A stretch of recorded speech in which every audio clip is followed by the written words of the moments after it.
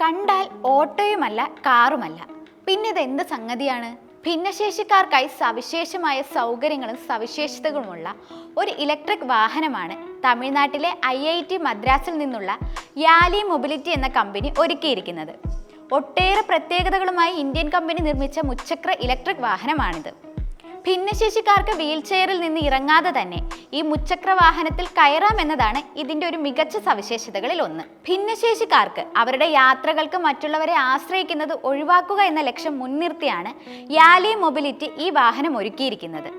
കാറുകൾക്കുള്ള പോലെ ഈ മുച്ചക്ര വാഹനത്തിനും യാലി മൊബിലിറ്റി ഒരു പ്രത്യേക റിമോട്ട് നൽകിയിട്ടുണ്ട്.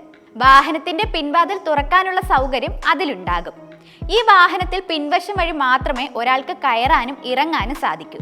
ഒരു ഭിന്നശേഷിക്കാരൻ്റെ വീൽ ചെയറിന് കൃത്യമായി അകത്തേക്ക് കടക്കാനുള്ള വീതിയാണ് ഈ ഡോറിന് ഉള്ളത്. ഇതിൽ ഒരാൾക്ക് മാത്രമേ കയറാനും ആകൂ. ഇവിടെ റിമോട്ട് അമർത്തുമ്പോൾ പിറകിലെ ഡോർ റോഡിലേക്ക് വന്നൊരു റാമ്പ് പോലെ പ്രവർത്തിക്കും.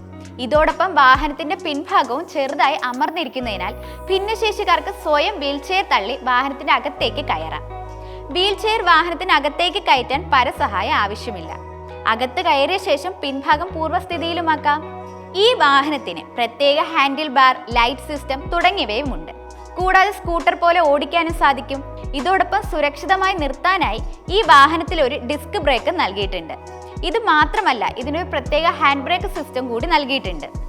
അതുകൊണ്ട് തന്നെ ഭിന്നശേഷിക്കാർക്ക് ഈ വാഹനത്തിൽ സുരക്ഷിതമായി യാത്ര ചെയ്യാമെന്നാണ് നിർമ്മാതാക്കൾ പറയുന്നത്.